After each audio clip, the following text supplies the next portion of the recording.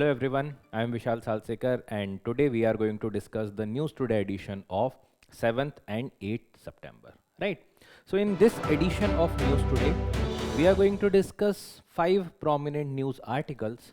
The first is regarding the defense theaterization. Already we had discussed substantial amount of content regarding the integration of different forces with respect to the present need for the warfare, right? So we will discuss about that. In the recent conference, there were certain apprehensions that were highlighted. We will discuss about what are the challenges in this particular regard. We will also discuss regarding the significances, right? The next article is regarding the GST reforms of 2025. Already we had discussed entirely that what are the changes that are proposed. In the today's discussion, we are going to focus upon that how it is going to benefit the consumer, that how the reduction of the rates will be resulting into benefits of the consumer, right? The next article is regarding the climate resilient cities in India. So whether you look towards the northern part of the country or whether you look towards any specific parts of the country, there are different kind of disasters that you are able to see. Now, in the time period when the urbanization is on increase, at that point of time, having the climate resilient cities in India is of very importance. So we'll discuss about what are the challenges and we will also discuss regarding the solutions in this regard. The next article is regarding the WTO centered fair trade system. So in the recent SCO summit, like that was the follow-up of the last summit that had happened. So there has been discussion regarding the fairness with respect to the international trade. So we will discuss the role of the WTO in this specific context. The last article is regarding the underwater domain awareness. So we will see that what this particular underwater domain awareness is, and we will also discuss about how India is progressing upon the same. Then apart from that, we will talk about in certain quick updates. First is regarding the personality who is in news is the Sree Narayana Guru. Right, we will discuss about him, and then after that there are certain other quick updates in the today's discussion we are going to cover. So let's start the discussion with the very first news regarding the India's defense theaterization. Now, already, as I have already communicated, that we have discussed previously this kind of articles. So now you will be able to better understand that what this particular theaterization is and what might be the challenges with regard to this theaterization, right? Now, from the UPSC Civil Services Examinations perspective, why this topic is important? Because in the General Studies paper 3, the role of external state actors in the internal security is a topic. So different state actors, then how those particular state actors are posing threat to the national security or the internal security. Apart from that, there are different security agencies. Their mandate is also being mentioned. So there is the role of the army and the separate armed forces. That is also very important. Challenges to the internal security through the communication network, cyber security, money laundering, etc. So in all these contexts, this specific article is important. Now, let's start with the very first question, that what is theaterization or why we are talking about the integrated theater. So recently we had seen in the context of Operation Sindoor that the nature of warfare is going to change in future. It's not like the conventional warfare will only strategy that the country is going to adopt, but there will be a numerous combination of different strategies that have to be incorporated in the present time. Now, when previously we used to see that army, Navy and the Air Force, and apart from that there are new domains that are also emerging. For example, the UAV can be considered as a complete separate domain. The cyber security is also one such prominent thing. Now, both of them were conventionally not considered as the part of the security apparatus, but they have now become the prominent apparatus with respect to the national security, whether it is the financial transaction, whether it is the drone-based warfare. We had seen again in the context of Operation Sindoor. That's why we have to also rethink the strategies in order to protect the borders of the country. Now, when we are talking about protecting the borders of the country, sometimes the situation occurs where you need to respond very quickly, where there is a need for data from different domain, whether it is from the side of the army or from the side of Navy or from the side of Air Force. a lot of combination might be needed, the combination of their intelligence, the combination of their war tactics, the combination of their expertise, and that is in one such theater in one specific region. That aspect is known as the theaterization. So what do we mean by theaterization? Theaterization is simply about integrating the resources from different forces which is working upon this specific region in order to create a integrated theater, in order to respond very quickly in an agile manner, so that the response can be befitting to the enemy or the adversary, right? So this is specifically the theaterization of the defense forces. Now, theaterization is specifically focusing upon a specific region, maybe any specific country-wise border or any other type of threat that may be emerging. So, in that region, the combination of the resources of army, navy, air force and other warfare related domains, so that the decision making can be fast, so that the response can be provided in a very quick manner, and that is the need of the time. Recently we had seen when the Pakistani Prime Minister had given a statement that India had launched the BrahMos, that's why they were not able to attack or give a kind of counter reply to the attacks of India. So here the precision along with that agileness was very important. Now try to think that the adversary can be even more dangerous than the Pakistan, right? There are many such countries. So in those contexts, the theaterization can be a very prominent aspect in order to integrate the capability of the different forces that we are having.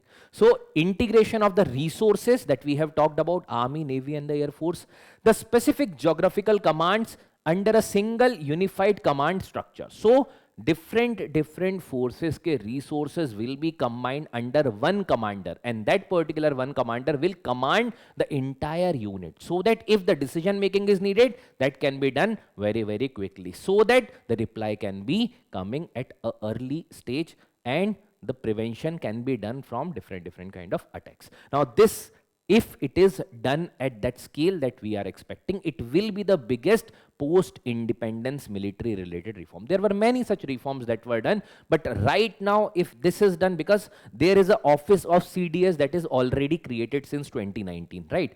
One such mandate regarding the CDS was in order to ensure the better integration between different forces. It's not like that he is going to command the entire structure, but he is going to act as a coordinating center. So that ultimate task is to ensure the theaterization of command. Now, previous articles where we have talked about the integrated battle groups and all, so they are also to some extent the brigade size aspect of the theaters only. Right. Now, there are 17 service specific commands. So, 7 with the army, 7 with air force and 3 with the navy, including the total of 17 that right now it is there. But then we are expecting that right now what is in the separate domain, because a lot of resources are getting duplicated. So, in order to integrate them so that the force can be multiplier, apart from that, the response can be very quick, the decision making can be very quick, right? So as I've already discussed that the Chief of Defense Staff, CDS, which heads the Department of Military Affairs, was basically established in order to integrate these particular forces, and apart from that, the mandated for the establishment of the Joint Theatre Command. So a vision that was sought by the then CDS, the late General Bipin Rawat, right? At that point of time, the conceptualization of the theatre command was there, but right now also there are certain issues with respect to the structure of the command or the theatre command that we are planning to do, right? Now, when we are talking about the theatre command, so why it is important? To some extent, we have already discussed through this discussion, but now see that first it is going to streamline the forces. So maybe, dekho, Army is also having their own air wing, right, for the surveillance and for other things. The Air Force is basically based upon that particular air-based platforms, right? The Navy is also having the surveillance reconnaissance ke liye, they are also utilizing their power. If that is in the form of a theatre command, so the resource duplication can be minimized and the force can be multiplied in order to provide a better utilization of the resources available. Next is unity of the command. So when we are talking about that, one theater will be under the leadership of one commander. When there is one commander, that means there is the unified chain of command with respect to that specific theater, that specific region, so that the response can be very, very quick. Now the unity of command will ensure the faster decision and the optimal resources, but to some extent this is also certain bone of contention also between different forces. We will discuss. Next is regarding the coordinated military operation, because right now also sometime you will need to involve the air force in the army related operation, sometime you will need to involve different other forces also, sometimes the operations are going on between like combination of different special operations forces of different forces, whether it is the Marcos or the Para SF, they are combinedly doing certain operations. So in that particular context, the coordinated military operations can be done in a more streamlined manner. But when we are talking about the significance, obviously there are certain challenges with respect to the theaterization. The first important challenge is with respect to the forces itself. So the Indian Air Force have put certain reservation, whether it is the previous Air Chief Marshals or the present Air Chief Marshals. They have said that if we are going to replicate exactly what is going on in different countries, then maybe we are not able to utilize what beauty with respect to the diversity of India that we are having, right? And also, if we are going to create only one structure under one commander in any specific theater, then there are chances that it can also undermine the force related uniqueness that they are possessing. So IAF ka reservation is specifically on this particular front, that they are also saying that already we are having the scarce resources. That means the number of aircraft, fighter jets that we need, जितने squadrons होने चाहिए थे, those particular number of squadrons still not reached. Right. So in that cases already there are scarce resources. Now if in that case there is going to be theaterization, in that case there will be comparatively lesser autonomy available at the IAF in order to provide more focus upon those areas from where they are perceiving the danger. So in that cases there will be division of the scarce combatant resources, right? Next is the India specific model. So as highlighted by different Air Chief Marshals, that see, US might be having their own model, but that is suitable for them because they were the global security provider at that point of time, and hence they needed multiple theater commands at that point of time. But right now in India, we are aware regarding what are different security threats, and as and when needed, we are cooperating. But providing with one unified structure in a manner where the top to bottom approach will be there, that should not be applied over here, because if reforms can be going on in a hasty manner, then we might be doing misreforms rather than the good reforms, right? So that can be one such issue.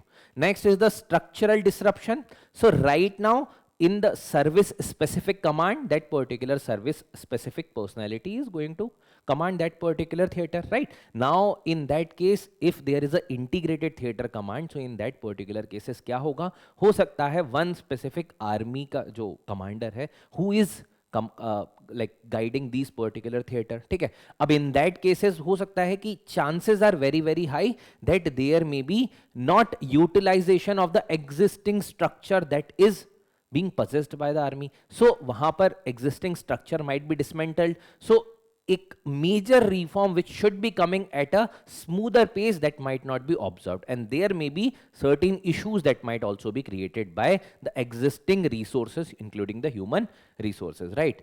Apart from that, the domain knowledge and the command. Now different forces have their own domain knowledge, have their own intelligence, right? And they are working right now in that particular structure. So in that cases, they are effectively doing their task in their own command. But if suppose karo, if a person from different forces are guiding them, then at that particular context, these resources of different forces are at the disposal of any one individual who might not be belonging to that particular forces, because ab isme to tri service command ho jayega, right? So in that case also there may be difficulty. So chances are high that the lower staff might not be obeying in that context. That can also happen. So that can also be there, that may be creating unnecessary complexities if that is done at a hasty manner. Last is the cost and the industrial like issues with respect to this, because this will not come free of cost. There will be a large structural changes that will be needed. Apart from that, even within that particular theater,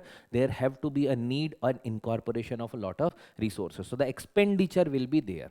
And we do not know exactly that whether it is going to help India in that context or not. Yes, definitely the integration is helpful, but that particular integration preserving the autonomy of the different forces. It should not be curtailing the autonomy. All the points are to some extent talking about that ki change karo structure ko, that is the need of the time. Integrate karo, but do not dismantle the present structure. Do not do any such changes that will ensure that the complete structural changes with respect to the existing structure, and there should be certain changes that should be done along with preserving the present structure that is there. तो वहाँ पर reform के chances ज़्यादा होना चाहिए. Now UPSC had asked certain questions from the internal security perspective like this, that analyze the multidimensional challenges posed by the external state and the non-state actors, right? To the internal security of India, discuss the measures required to taken to combat these threats. Now, one such thing is the theaterization. If there is a Western theater targeting towards Pakistan, Eastern theater targeting towards China, in that cases there can be utilization, but then you can also talk about the issues with this regard. Even there can be question with respect to the integrated battle groups and all. Okay? So like this, if the question is asked in the UPSC, you can now respond to with certain pointers that are provided in the article that we had discussed. Right? The next article that we are going to discuss is regarding the GST reforms of 2025, which is going to be implemented from 22nd September. Now, last time when we had seen the article, and this is 4 days back only, I think on 4th of September we had discussed, that time also we had talked about that on which particular goods, which particular services, like what kind of changes that have been observed. So first important thing with respect to the GST is the simplification of the tax structure. So when you talk about the general studies paper 3, there is a topic with respect to the Indian economy and taxation. There are changes like tax rationalization, the consumption led growth, all these things are part of that, and even apart from GS paper 2, because that also involves the policy changes, that also involves the governance related changes, right? So those things are important, specifically including the aspect of the GST council, the constitutional provision regarding the same, the center state cooperation with respect to the same, right? Now, what are the changes that were done in the GST recently is that previously there used to be the 5% rate, 12%, then 18% and 28%. Now that has been rationalized to 5%, which is the merit rate, and there is a 18% slab, which is the standard rate that have been created. Now these are the two tax. Now there is another slab that is there, but that is not considered as a GST rate. That is the 40% tax rate, which is for the luxury and the sin good. So previously there used to be multiple SAS, and also in order to combine them and put certain kind of impact on those products which are either luxury that are afforded by only a selected few, and also certain sin goods which are harmful for the health and other things like the tobacco products, like the cigarettes and all, right?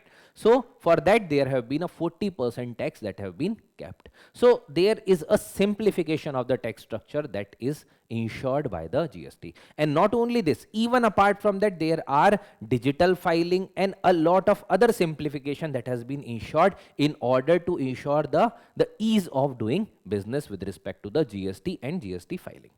Now, these reforms we had discussed in the previous discussion, that what are the different products. For example, there are certain agricultural product, a lot of things, let's say milk, ghee, paneer and all these things, they were kept tax free. Okay. Apart from that, the insurance product and all that are also kept tax free. So these particular things which ensures that now there will be comparatively better utilization of these products by the even those people who previously were not able to afford these products. Now, obviously the tax change is going to ensure certain benefits to the people. So when we are talking about the benefits, so benefits of the recent changes can be studied under the following header. The first is regarding the social protection. Now see, when we talk about India, one such issues that is occurring in India is the low penetration of the insurance, whether it is the life insurance or the health insurance. So in different insurance product now that have been kept as the tax free or the 0% tax, or there is no tax on those products. Now what benefit it is going to help? So from 22nd of September, when this tax or the GST जो नए rates हैं that will be applicable, the chances are very, very high that the companies are going to reduce the cost of that product, because previously those products were with GST and now that GST is removed, so there should be reduction in the prices of the premium of insurance that you are taking. The first thing, right? So it is going to improve the insurance penetration and ensure comparatively a better economy where there is the social protection that is being provided. The next is regarding the lower prices and the higher demand. Now see, when there is 0% or no tax on certain products, and those are the products which are generally consumed by the majority sections of the society, whether from the richer class or from the poor class, right? But generally they are impacting more to the poor class, because if you are going to tax certain products which are the agricultural product, obviously that is going to impact poor more. So if there is a reduction of tax or zero tax on those specific product, and even the consumer durable, if that have been kept to some 5% wala rate, in that cases the consumption is going to get increased because the prices are going to go down. So when there is lower prices, that is going to result in the higher demand, because of the obvious phenomena that when the prices are getting down, the demand is going to get higher, right? And this is also ensuring comparative better saving, because previously the person who was utilizing the entire salary or the entire money on certain products, now after paying that money there will be certain saving that will be available for him or her. So that will ensure the better the ability of thrift, right? Next is regarding support to MSME. So we have also discussed regarding the inverted duty structure. पहले क्या होता था, for certain products the duty or the taxes on the input products are comparatively higher as compared to those particular products which are like not the input but the output wala. So output पे tax कम है, input पे there is comparatively more tax. That's why there have been issues created because of this, right? Now there is a reduction of the rates on the input product, or basically those products which are the intermediate products, for example like cement, auto parts, handicraft. So in these things the consumption of these is going to get increase, and the ultimate industries which are consuming these particular products and making certain new products, they are also getting benefited because of this. Next is ease of living. So when the taxes are rationalized, the number of tax slabs have been reduced 5% and the 18%. Definitely there are going to be ease of doing business also, because now the system is comparatively lesser complicated. Previously there were 4 rates, now there are only 2 rates. So the filing can be easy, the ensuring lesser complication will be there, and eventually it is going to ensure the fewer dispute, which will be ensuring the ease of doing business as well as even the ease of living regarding that, right? And it is also going to ensure comparatively better compliance to these tax structure. Last is the wider tax net. So see, what you have ensured the simplification of the tax. Now when the simplification and the reduction of the tax rates that have been there, previously certain shopkeepers who were not utilizing this GST wala scheme, now they also come under this particular GST ka ambit, because they think ki, bhai, when there is no tax, better to go into that particular region, because if the compliance issue later point of time have happened, then in that case there will be comparatively larger amount of fine that they might be asked to pay, right? So wider tax net is also there. So it will encourage the compliance and expanding the tax base. Now what do you think, what might be the challenges regarding the changes that were done? So the first challenge, when you have reduced the tax on certain products and also when you have ensured the rationalization of tax, kahin na kahin the government is going to get comparatively lesser amount on the paper. When you are saying ki previously there was 12% tax, now it is 5%, obviously that tax revenue is going to get reduced. So revenue foregone. So the tentative revenue 48,000 crore as per the 23-24 ka jo estimate hai, based upon that it was there. But now because of these rationalization or the comparatively ensuring a better GST structure, there might be chances that this much amount will foregone. And in that case, obviously, this is the loss for the government. But yes, when there is a wider tax net and when the people are complying to the GST, then eventually that will also increase. But yes, one such issue you can write that the revenue foregone can be considered as issue. Next is regarding the removal of the input tax credit. Now see, for certain products, what is being mentioned that, that is put as a zero tax. But what had done, In that case, there is the input tax credit which was previously provided. Like for example, let's say in the supply chain, there are multiple people. एक raw material provide करता है, second person is doing aggregation, third person is ensuring distribution and all. Now in that case, what was happening, that at each and every stage there was input tax credit that was being provided. Like whatever tax they had to pay, that particular tax is being provided to them as the input tax credit. Now that input tax credit is removed. When this input tax credit is removed, let's say the example of the insurance products, right? Now in the insurance product, there may be certain companies, there may be certain distributors, right? Now whatever expenditure they are doing on this, the input tax, like those are liable to pay the taxes. Now that's why it is said that chances are high कि the amount we are expecting that the premium should have been reduced, utna premium reduce na ho. The amount of premium might not be reduced to that level because the input tax credit is now removed. So there are chances of the cascading also that increases, right? कि tax के ऊपर tax लगता जा रहा है, that also might be there. Last is lack of clarity on the revival of the National Anti-Profiteering Authority. So this was the authority created with the GST जब लागू हुआ, when the GST was applied, at that point of time only this National Anti-Profiteering Authority was created in order to ensure the rationalization and distribution of the benefits, right? At that point of time it was created and the task was provided, and at that point of time it was for 2 years only, and the task was provided for the GST Council if they want to extend its duration. Now right now you have ensured certain changes, so there may be again certain issues that might be created because of this changes in the structure. So that's why it is being asked that whether this authority is again being revived in this context. So that is also one such question that people are asking, right? So these are the challenges where the clarity is further needed in order to ensure the better tax regime. Now regarding the PYQ, already in the 4th of September, we have discussed that there are questions that UPSC had asked with respect to GST. You can refer to these questions. Now similarly, whenever there are different reforms, similar kind of questions appear from the side of UPSC. So have a better idea regarding in what ways UPSC is asking the question relating multiple events, right?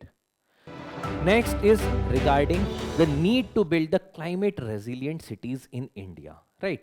Now, from the perspective of UPSC examination, GS paper 3, the climate change, environment, disaster management, sustainable development goals, infrastructure, these are the prominent topics that can be asked in the general studies paper 3. Even apart from that, GS paper 2, GS paper 1, where the topic of urbanization is there, geography of India is there, because regional disparity is also there whenever we talk about the geography. Then GS paper 2 maybe, there is the urban governance, then the role of the urban local bodies, the schemes like the Smart Cities Mission, Amrut, all these are important aspects from the GS2 perspective. So this is a topic which can be fitted to any such general studies paper. There these things can be asked. Now what is the context? Now the context is very, very simple.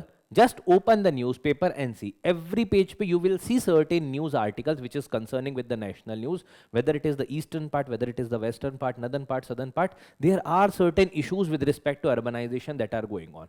At some places, there might be issues like landslide. At certain other places, there are issues like the urban water congestion. Recently, we had seen the issues, whether it is Gurgaon or whether it is the Uttarakhand or the Himachal Pradesh. Everywhere, the issues with respect to water is going on. And recently, there have been issues that are started in even Punjab. Whether you talk about Rajasthan. So, at every place, there are certain issues that are going on with respect to the extremities of the climate. Now, these things are getting aggravated by the issues of climate change. But the point simply here is that when we are constructing the cities, are we taking into consideration the environment? Are we taking into consideration that when tomorrow this particular climate event might become extreme, what will happen at that point of time? So we had constructed the house in the floodplains of Yamuna. Now let's go and see there that what is the condition. The houses are to some level submerged also. Why? Because that was the floodplain that is supposed to be filled one day whenever there will be excess water in the river. And that should not be any construction zone. But then the construction was done, and eventually what is happening? That when there will be a hazard that is occurring, that will lead to a disaster. Whether you talk about the a large amount of construction in the northern part of country, whether it is the Himachal Pradesh region or Uttarakhand region or in the Jammu and Kashmir region, even in the mountainous region where it is comparatively high seismic zone, right? So in those cases, the context aptly fits that are we making cities which are disaster resilient, right? And UPSC asks question with respect to urbanization, and like this, they can ask the question. So when the country is facing these issues, and urban population is expected to get nearly double by 2070, because by 2050, because right now we have roughly 480 million population in the urban areas as per 2020's data, but that population is going to get doubled 950 million around 2050 and by 2070 it will further increase. We are not having this much amount of urban residents available, so that residences also need to increase. Lagbhag jitna hai, beyond that has to be created. Now where that will be created? So in those cases, we have to ensure that the climate resilient development should be the priority, right? So we need to build the climate resilient cities in India. Now, what are the challenges and what are the corresponding solutions? Let's discuss each and every challenge and solution one by one. The first is regarding flooding. So right now, with respect to flooding, every place where there is certain water resource, there are issues with respect to flooding, right? And when these particular flooding are there, specifically in the context of the monsoon region, and when there are certain extremities of the event that combines, in that cases, the chances of flooding becomes very, very high. So there is a data that says that by 2070, the 2/3 of the urban residents will face the flood. And eventually that will cause the losses. So that losses are tied to roughly around like $30 billion. So when this much amount of losses will be there, we have to ensure that we can minimize the losses. How those losses are going to get minimized? Why there are losses because of flood? When we are doing development in the floodplain region, so whenever there is a flood, entire house might swept away, or even there may be loss with respect to the life loss with respect to different things that are there in a household, right? So that's why there should be the stronger drainage system. Whenever we are ensuring the urban development or the planned urban development, there should be a stronger drainage system that will be resilient with the amount of water that it can have in the extreme events. Next is the nature-based solutions. So nature-based solutions mein whatever are the buffer zones, do not disturb them.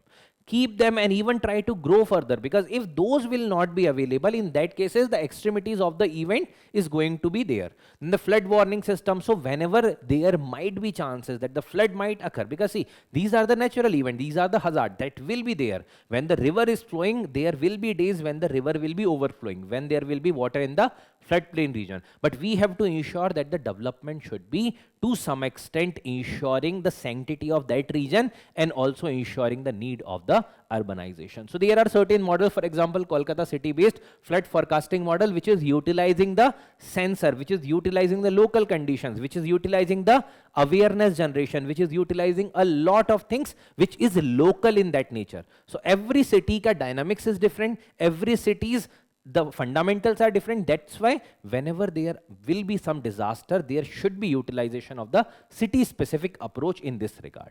Next is regarding the extreme heat. So on the monsoon side, we are seeing the extremities of monsoon, and even in the summer season, we are seeing the extreme heats because of the concretization of the cities. We are seeing the urban structure that are being created, the concrete buildings, utilization of the iron and steel, right? The concrete roads. So basically what is the issue? That during the daytime, the temperature is high, and even during the night time, when these particular buildings, these particular roads are emitting the radiation, at that point of time also the temperature is very high. And this is creating a condition of the urban heat island. When they are creating the condition of the urban heat island, that means there is a high temperature that we have to take care of, and that's why there have to be specific solutions. So the heat action plan should be there. So whether it is about the roof cooling or whether it is the sustainable building architecture, because see, in order to ensure cooling, we are utilizing air conditioners. Now air conditioners themselves emit a large amount of heat. So that is further countering this kind of climate resilient aspect. So in that cases, we have to think sustainably. So urban greenery can be one such option. So Ahmedabad heat action plan. So that Ahmedabad jo municipal body hai, that had pave the way for the heat action plan, that is utilizing the greenery also, that is utilizing the roof coolings also, that is utilizing the development in the city ka jo need hai, based upon that only, so that there can be reduction of this kind of issues which is caused by the urban heat island. Next is regarding transportation. Again, transportation is one such issue, because whenever there will be heavy rainfall, there will be impact on the transportation, and at that point of time we need comparatively more resilient transportation. So there is one such model that is proposed, that is the Delhi Metro model, which is resiliently working even despite the large amount of rainfalls and all. So point is that there should be sustainable transportation that should also be resilient. So the flooding of 10 to 20% of the roads can cripple greater than 50% of the network, because it is going to impact the larger stretch also. Just look the conditions near the Gurgaon, right? So there were reports that were saying that 7 or 8 hours the people got stranded on those particular roads. Now a small patch has got submerged, but eventually that led to the impact on the large amount of traffic. That's why it is said that there should be the risk mapping, improving the drainage system, resilient and the green public transport. So these are the solutions that are being talked about in this regard. Now what are the challenges and solutions further? Next is the municipal services. So there is a better approach for the waste management and also the energy recovery system upgrade. So whenever there is going to be large amount of urbanization, that is also going to lead to large amount of waste generation. Now right now also we are not having the adequate capability in order to handle the all amount of waste that is getting generated. So if we want to create the sustainable urban future, in that cases we also have to ensure comparatively better livable urban future, and in that context the waste treatment, waste utilization, waste to energy generation, the segregation of the waste, then reuse, recycle, all these things should be focused upon. So modernization of the waste system.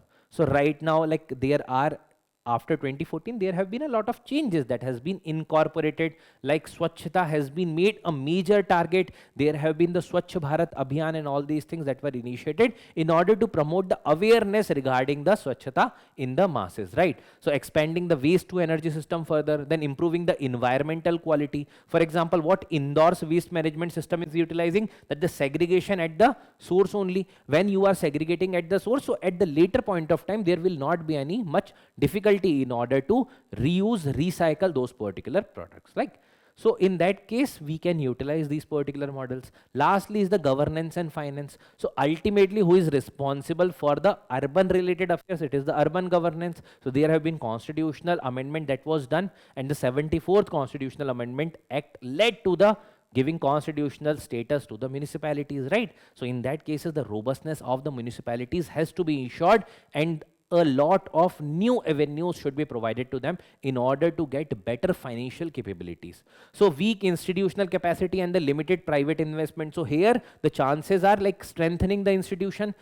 There are one such prominent issue we have, I think, discussed, that the elections are not being done for 7-8 years also. There are many such municipal bodies, and not the small cities, even the larger cities. So in those cases, what should be the thing? So there should be strengthening of the institution, ensuring the better citizen partnership and participation, because those who are the people of that particular area, they are aware regarding what are the issues that that region faces. That's why the solution also should be driven by that particular region itself. Expanding the private sector, financing also, there are bonds also that are being talked about by and that are being laid out by different municipalities. So all these things holistically is going to ensure that comparatively sustainable urban governance, urban cities, and that will pay for the sustainable future. And even the sustainable development is associated with the same, right? Now, though the PYQs are like this, even on urbanization, a lot of previous years questions are being asked. From GS1, GS2, GS3, from all perspectives, there were questions. Try to look at the questions that were asked regarding some aspect of urbanization and try to answer from this particular perspective. Okay? So like this, the question: describe the major outcomes of the 26th session of the Conference of the Parties, UNFCCC, and then what are the commitment made by India in this conference. So to some extent related to the aspect of climate change, but then regarding urbanization also, sometime in these particular summits certain discussions are being done, right? So that can be the solution. Next is India reaffirms commitment to the World Trade Organization centered fair trade system.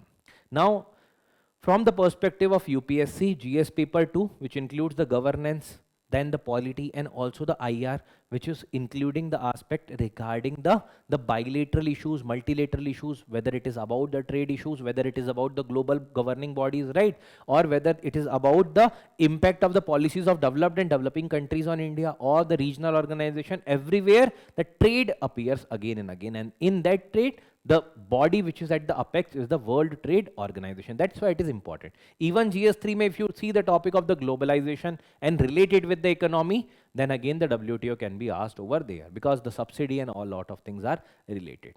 Now, what was recently being said by India in this particular SCO's trade related summit? So it was said by India that open, free, inclusive and the non-discriminatory multilateral trading system with WTO at its core during the SCO's Trade Ministers Summit. So, what kind of global governance? Open, free, fair, inclusive and non-discriminatory multilateral trading system. Now, which is the body which was formed to ensure that? It was the World Trade Organization. Now, when we talk about World Trade Organization, let's discuss from this infographic. Now, the headquarters of the World Trade Organization is in Geneva, Switzerland. Now, see, after World War II, there were two prominent bodies that were created as the Bretton Woods institution. One was the World Bank and second was the International Monetary Fund. Now, there was a proposal in order to create another body for the trade, but at that point of time, that particular body was not formed. And in 1948, there was General Agreement on Trade and Tariff that was signed, GATT, in 1948. But then there was need emerged in order to ensure a robust governance with respect to the trade. And that's why from 1986, there was Uruguay round of conference and discussion that was started, which concluded ultimately in 1994. And after that, there was a Marrakesh agreement that was signed. And through that particular agreement, this organization was formed. So whenever the question will be asked that which agreement is related to this, it is the Marrakesh agreement which led to the formation of the World Trade Organization. So it is in a sense successor of the General Agreement on Trade and Tariff. Now this has been subsumed under the WTO. What is the objective of this? It is an international organization whose primary purpose is to ensure open trade for the benefit of all. So free and fair trade, not to that sense free, मतलब ऐसा नहीं कि tariff free trade, but ensuring non-discrimination in the trade, right? So it is the only global international organization dealing with the rules of trade. Now, when we talk about its member, generally UPSC will not go into details कि कितने member हैं, number के बारे में. Generally UPSC does not ask, but 166 is the number of member countries which are part of this. The recent one include the Comoros and the Timor-Leste, right? India is one such founding member of this particular organization. Now the organizational structure is important. So how they are meeting, how the different delegations are meeting. So there is a ministerial conference which is the highest body or highest decision making body as far as WTO is concerned. Every 2 years mein this ministerial conference meets in different countries in order to decide about the global issues, global concern with respect to trade and to deliberate upon the same. So they are meeting in every 2 years. So this is the ministerial conference. So MC11, MC12, like the ministerial conference number 11, ministerial conference number 12, like this, that is being designated. Next is the General Council, which is basically having the representation from every member country. There is a permanent representative from that member country sitting there in Geneva, and then they are participating in the day-to-day affair in order to decide the trade-related policies. So there is a General Council which is meeting regularly to carry out the functions of WTO. Now there is also, this particular body also meets as a dispute settlement body at WTO. Now there is an appellate body also. So beyond this, once there is an issue with respect to this particular body, the appeal goes to the appellate tribunal or the appeal related body in the WTO. Now that is a 7-member body, but the problem with that is, since WTO is consensus based organization and since 2019 the appointments to the members of the appellate body has been stalled and stopped by United States. So that's why from 2019 onwards there have been no appointments in the appellate body in WTO. That's why that particular appellate tribunal is dysfunctional in WTO. Now whenever a question that UPSC asks in the prelims, generally the chances are high with respect to the reports. So the reports published by WTO includes the World Trade Report that talks about the trade, World Trade Statistical Review that talks about the trade statistics like increase, decrease, kya hua, the Global Trade Outlook. Again, all these reports are concerned about the trade and the fundamentals of the trade. Now, this is the important thing to be discussed. What are the issues with respect to the WTO? So, the first issue is the public stockholding related issue. So, when WTO was formed, now there is a division between two type of countries. One are the developed countries which are having comparatively better economic might, per capita income is comparatively high. And then there is second set of countries which includes the developing and the least developed country. Now, in those countries, if you are comparing both of them and if you are putting both on the same level, obviously it is the developed countries who are going to take the benefit of any specific trade rules. That's why in this particular system, there are certain benefits which are provided to the developing countries. Now, there is an agreement on agriculture, jahan par there is a provision with respect to subsidizing their own schemes with respect to welfare, which also includes the scheme for the public stockholding. Matlab, that government compulsorily is going to procure this much amount of crops, this much amount of things from the people who are producing that. Now, as per the countries or developed countries, these particular policies are considered as trade distorting, because this is not ensuring free trade and fair trade. That's as per them is that government is intervening in the market, and that's why they are opposing this. So in this context, whatever India's MSP regime is, there is also opposition to that. Ki bhai, in the form of MSP, when you are promising farmers that you are going to procure their crop at this particular MSP, so this system is distorting the market, and this should not be done beyond certain limit. So there was a formula that was decided which is known as the de minimis limit. So for the developed country, that de minimis limit is considered as 5%. And for the developing countries and the other countries, it is considered as the 10% of the production जो 1988 के around था. So that base year is of previous time period. It's not of the present time, it is of the previous time period. So that's why the developing countries are contending on this ki bhai, at that point of time, your production was high, but our production was very, very low at that point of time. That's why our 10% is nowhere as compared to your 5% also.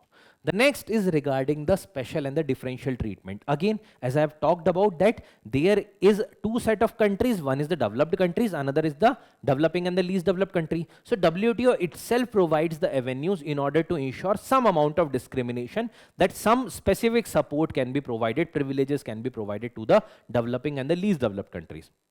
So obviously, developed countries are going to oppose these policies ki you are treating them at differently and us differently. So in that cases, there is also certain issues regarding this. Next is the dispute settlement system. We have already discussed about that this appellate body is dysfunctional since 2019. When it is dysfunctional since 2019, obviously there are whatever disputes that are emerging in WTO, who is going to resolve them? Once there will be certain appeals that is going on from the decision making body, who is going to take that particular appeal? So in that cases, there is issue. Next is regarding the geopolitical shift. Right now, the world is going through the phase of deglobalization. In that cases, countries are retreating to their own domestic policies. There are issues like the American trade war that is there, right? There are tariff policies that are there. Even apart from that, there are issues like Russia-Ukraine crisis that is going on. So in those all cases, there are disputes going on across the globe with respect to the trade and the issues of tariff. So in that cases, who is going to resolve that? And that geopolitical shift itself causes the challenge to the idea of WTO. Lastly, and even here we can talk about the regional organization, because different countries are combining and they are forming smaller regional organization in order to ensure free trade. Now, what about WTO then? Because free trade agreements or these particular smaller organization puts WTO agreements as an exception, that will not be applicable to some extent, right? Lastly is the other issues, because right now we are moving to a phase of digitalization. So the data privacy, data flow, that does not see any border, right? And that causes a lot of difficulty in order to ensure the fairness of the rules. Next, regarding taxation of the digital services. Now here, The digital services are mainly under the control of the major powers, for example, United States and other countries. And here, these are providing their services to different countries, which are generally not being taxed that much, right? So that is also issue. Next is the climate change. That is also one such issue with respect to that. And last in this is the European Union's carbon border adjustment mechanism, where they are putting a blanket tax roughly 25% on those particular products which are basically produced after the carbon emission. For example, steel, or for example, aluminum, right? So these particular product will be taxed by these countries of the European Union. So again, those products will be costlier and that will impact the trade. So that is also one such discriminatory aspect, right? So these are the issues with respect to WTO. Now, when we talk about the UPSC previous year's question, in the context of WTO, UPSC had asked the question regarding what are the key areas of reform if the WTO has to survive in the present context of the trade war. Now see, this is the question of 2018 relevant even today, because there are policies like America First, there are policies like the countries and the groupings are looking inwards only. So in that cases, it is relevant. Even the second question, broader aims and objective of WTO to manage and promote the international trade in the era of globalization. But the Doha round of negotiation seemed doomed due to the difference between the developed and developing countries. Try to see what are the Doha round ke jo issues that emerge between the developed and developing countries. Try to see it once, and then we can further discuss in the upcoming discussion whenever there will be a topic of WTO that will be discussed. Right. The last article in the major article that we had to discuss is regarding the undersea cable targeted in the Red Sea. Right. So from the perspective of UPSC, GS paper 3, which talks about the security and economy. So internal security challenges through the communication network. Apart from that, cyber security, infrastructure, energy, port, road, railways, even pipelines are very important, right? So undersea cables are basically those particular cables which were laid down between the countries in order to ensure the transmission of data, also the internet related things also, right? So these particular cables are now targeted. The reasons are not clear, like how that got disrupted, but yes, that was disrupted, and there were issues with respect to internet speed and a lot of things that were observed in the countries of the West Asia, Middle East, and even the countries of the Indian subcontinent also. That's why it is important. Now that brings us to the topic which is important, is the underwater domain awareness. Right. So what is underwater domain awareness? That you should be aware regarding what is below that particular water, like the sea or ocean, that how much you are aware regarding that. Now, from the perspective of surveillance, from the perspective of ensuring the internal security and the securing your border, this is now very, very important, because this is the capability of nation or an organization to monitor, detect, and assess the activities beneath the surface of the water bodies like the seas and ocean. Now, why this is important from the perspective of India? Because we do have the neighboring countries like China, which is so much capable that we have observed repeatedly, whether it is in the Bay of Bengal or whether it is in the Indian Ocean, their surveillance vessels, their snooping devices, or different kind of equipments that were observed in these regions that were breaching the India's somewhat like the maritime domain also. So why it is needed in the India, or the underwater domain awareness is important from the India's perspective? First is in ensuring the national security and the regional stability. Now we have to counter the enemy of the scale of China. So at that point of time, we also have to ensure our better capabilities, because China has created the underwater Great Wall through its underwater Great Wall project, where they are creating the network of sensors and a lot of vessels that can go underwater, that can remain underwater for many such days, and eventually that can ensure the surveillance, snooping, and that may pose the threat to the internal security of the other country. Apart from that, even India's a lot of critical projects and even the border security, protecting the critical infrastructure, this is also very, very important, because when the threat might be emerging from deep down in the seas, so we have to also ensure the awareness of that particular type of threat. So the submarine communication cable that got disrupted recently, and the chances are high that some attacks from the Houthi rebels, which is near the Red Sea region, which we have already discussed, that might have impacted those particular underwater sea cable, because right now the transmission of data, internet, and all these things mainly happens through the underwater sea cable.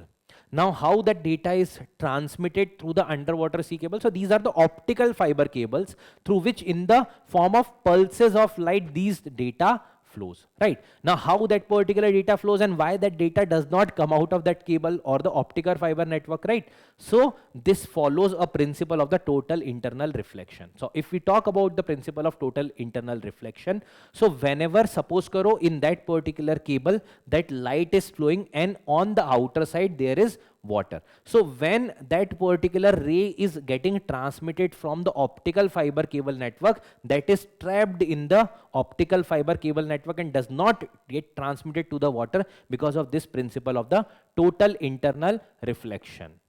So in that particular cases, understanding about this principle is important. This is a basic principle of physics. When we ensure the sending of wave from or the light wave from one medium to other medium, the first medium jahan se bheja ja raha hai, from where it is getting sent, is a denser medium, and the outer medium should be the rarer medium. So if that ray is projected at the critical angle, beyond the critical angle if you are sending, then that will be trapped in the optical fiber network. So in the optical communication this is there, just to have a brief idea about that, the total internal reflection, right?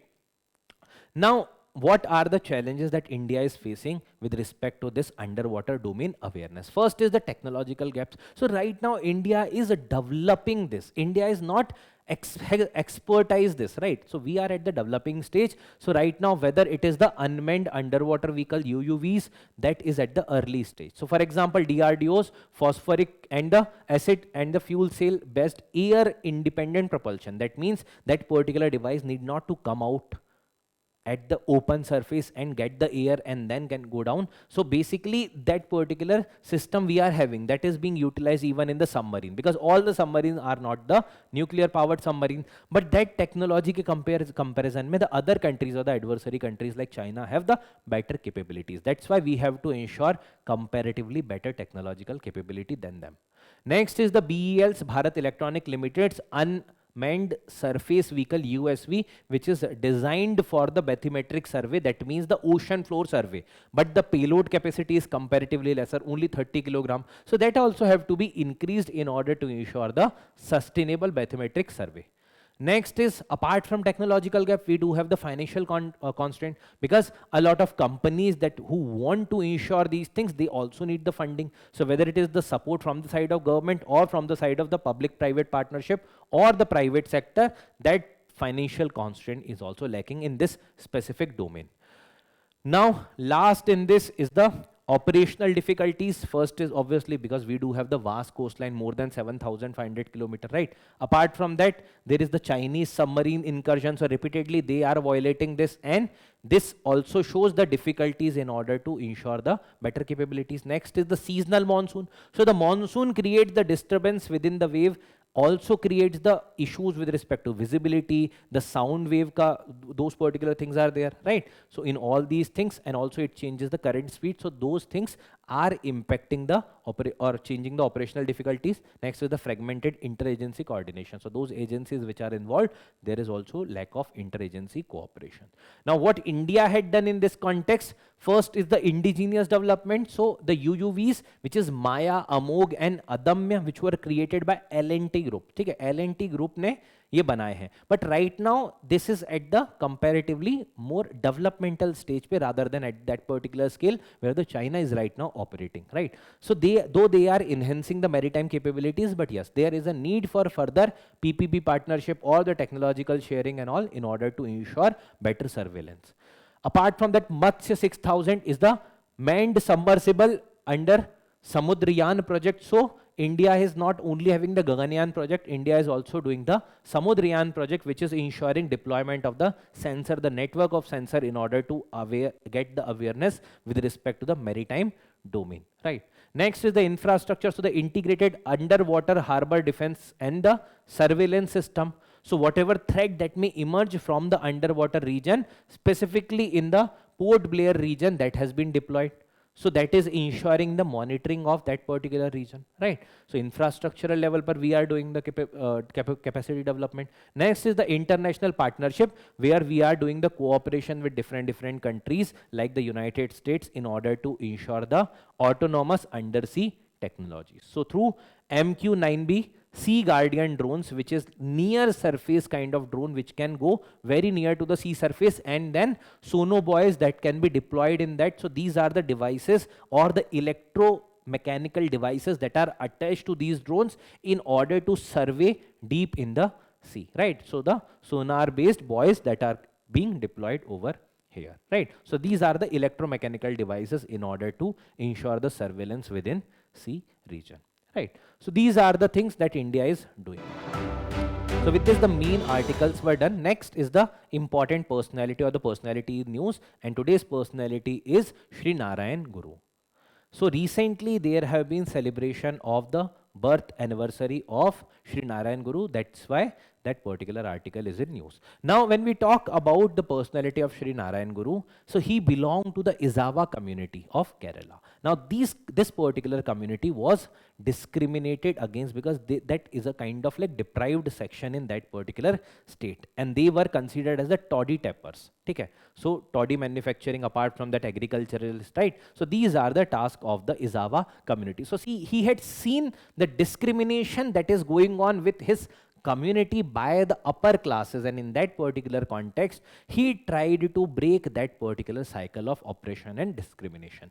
So he was a saint and the social reformer. So the social reformer specifically from the southern part of country contributed with respect to the upliftment of the causes of the deprived section of society. So what idea he propounded? The one caste, one religion, one God. He said there is no differences between different religious people.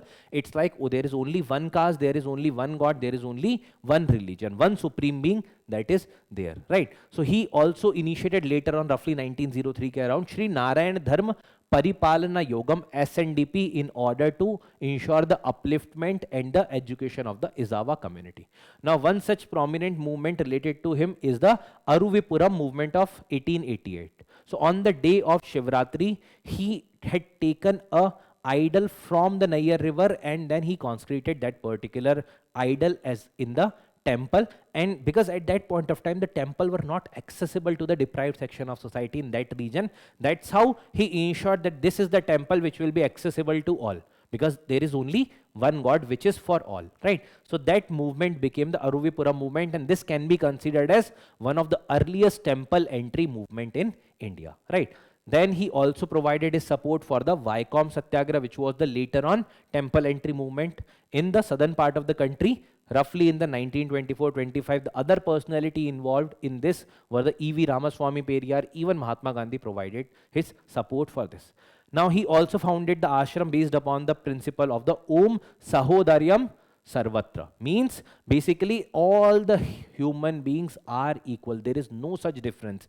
All are brothers. Means there should be universal brotherhood that he propounded for. So Om Sahodaryam Sarvatra, that was the principle or the fundamental behind his teaching. So again, the teaching were based on equality, non-violence, compassion, integrity, courage. So in GS4, this can be utilized as the example, like the learnings from the life of Sri Narayana Guru. Even from the GS1, the history section, he is a prominent personality. You will read about him in the social religious reform movement. You will also read about him whenever the current affairs related to him will be there, right? Next, we'll discuss the quick updates regarding certain other articles. So yesterday we had seen the total lunar eclipse or also the blood moon that was visible. So simply the fundamentals behind the eclipse is like this. So when the sun, moon and the earth align with each other, this result in the eclipse formation. Why? Because in that case, suppose karo, if the moon is blocking the solar rays which is coming towards the earth, it will create the solar eclipse on the earth. On the other end, when the earth comes between the sun and moon, so it prevents the sun's rays to move towards the moon. So this causes the lunar eclipse that happened yesterday only, right? So in that particular case, you have to understand one simple thing, that there are two specific fundamentals behind this, two concepts, umbra and the penumbra. What is umbra? This is the light ka prevention zone which is directly prevented by that particular object. Whether the earth is coming between the sun and moon, or the moon is coming between the sun and earth. So which particular light is directly blocked? So that dark spot is known as umbra. So here in this particular region, you are going to see the total eclipse. And there is the penumbra, which is the initial position where the partly light is blocked. There will be certain scattered amount of light that will be visible. So this region where the partial light is blocked, that is known as the penumbra, right? So in the penumbra region, you are going to see the partial eclipse. That will be applicable both to the solar eclipse and the lunar eclipse. In the solar eclipse, it is the moon that blocks the solar rays towards the earth. That's why that particular portion will see the solar eclipse. In the case of lunar eclipse, the earth will come between the sun and moon. That will cause the lunar eclipse. This is the simple concept behind this particular eclipse. So yesterday that was seen. So when the moon is within the umbra, so suppose karo when the moon is within the umbra, in that particular case there will be some scattered amount of light. So when the moon is passing from here, then there will be some scattered amount of light that will be present, and that's why because of this there will be reddish hue that will be visible near the moon, and that's why it turns into the reddish color and known as the blood moons, right? So this is the concept. Next is regarding the tea. So there has been some issues with respect to the tea's import, and that's why the Assam tea industry is facing crisis. Last time we had discussed regarding coffee, this time this is tea, right? Whenever there is any crop, just have an idea regarding the ideal condition for its growth. So the temperature needed is 18 degrees Celsius to 30 degrees Celsius, right? Rainfall that is needed is 1200 millimeter to 2500 millimeter, matlab 120 centimeter to 250 centimeter. Talking about humidity, high humidity level that is needed for the production of tea, right? Soil should be well drained, acidic soil, the rich in organic matter, and also should be having better water retention capacity. When we talk about the major growing region, because UPSC can ask regarding arranging this region, so the highest tea growing region in India is Assam. Roughly 50% of the tea in India is being produced in the Assam, then West Bengal, Tamil Nadu, Kerala, etc. Right. The next article regarding the OPEC plus, so Organization of the Petroleum Exporting Countries, and sometimes you hear another term OPEC plus also. So OPEC plus has agreed to accelerate the oil output. This is a kind of cartel which is the group of the major countries which are the oil producing countries. So initially that was conceptualized in 1960 by the group of countries like Iraq, Iran, Kuwait, Saudi and Venezuela. These were the 5 countries that came together and formed the OPEC. So in order to ensure the cartel, so that if suppose karo zyada, if there is a large amount of oil that is exported to the market, obviously the chances are high that utna zyada agar demand nahi hai, then the prices might fall. So in that cases, in order to contain that supply demand wala ratio. Later on, there were some other countries which were also the major oil exporting countries, right? So the OPEC countries signed the deal with the other 10 countries which are the oil producing countries but not part of the OPEC. So that became the OPEC plus. Okay. So there are countries like Russia which are not part of the OPEC but became part of the OPEC plus. Now they said ki bhai, they are going to accelerate the oil output. Now the question might also be asked whether US is part of OPEC. So US is not part of OPEC, neither part of the OPEC plus. So it is one of the largest oil producing country which is not part of the OPEC or OPEC plus. Next is regarding the account aggregator.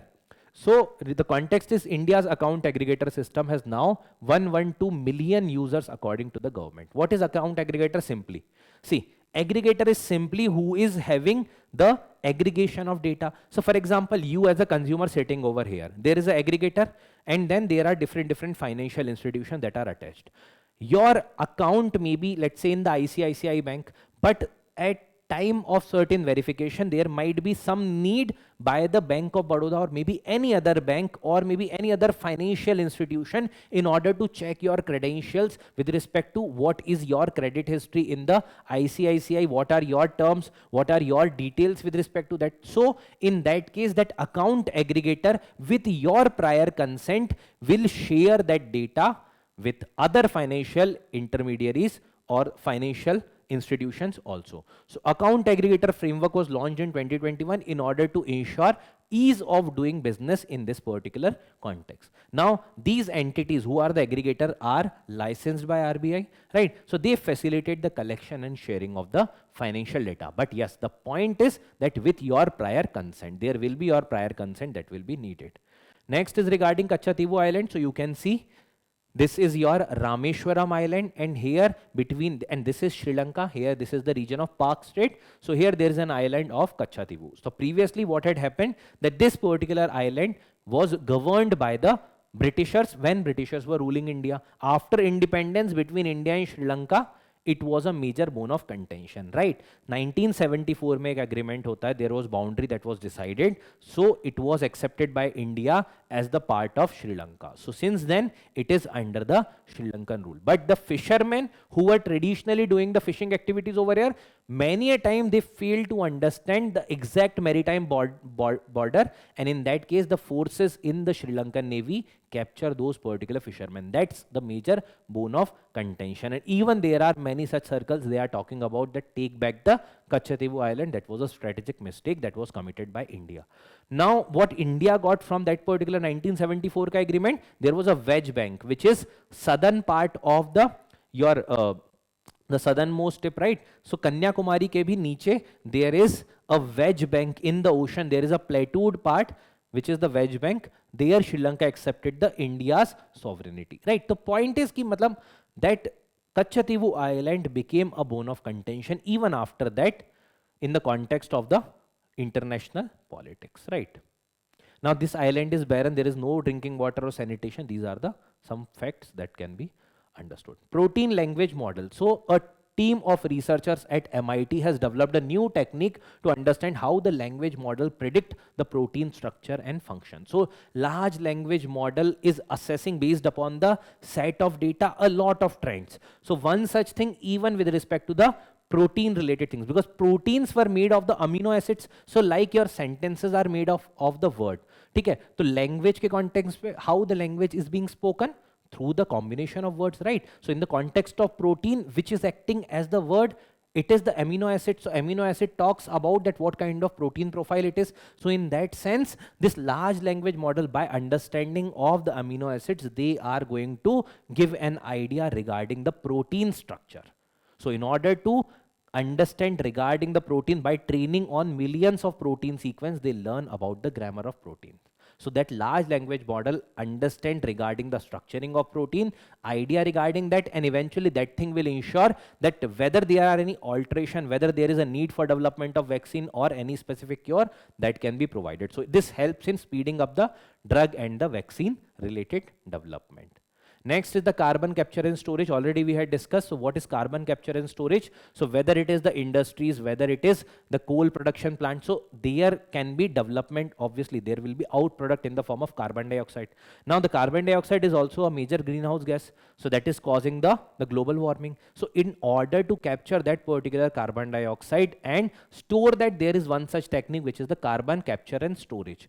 When carbon capture and storage is being done, generally it is being done at the surface of the earth, below that particular surface of the earth in the geological rocks. So that's why the study said that there is a limited capability. So 1460 billion tons of carbon dioxide that can be stored globally in the geological rocks. And there are also chances that whether the pipeline structure, that will be costly. There may be a lot of issues like the corrosion and all. And these things may also cause a lot of negative things.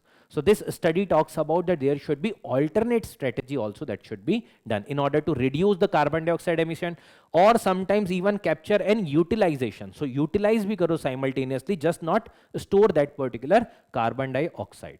Challenges include the expensive technology, limited capacity, cost of building and maintaining is also very, very high, and also the carbon dioxide related impact when you are going to store, that is also going to cause the corrosion, degradation and leakage from those pipelines which are being created for capture and storage.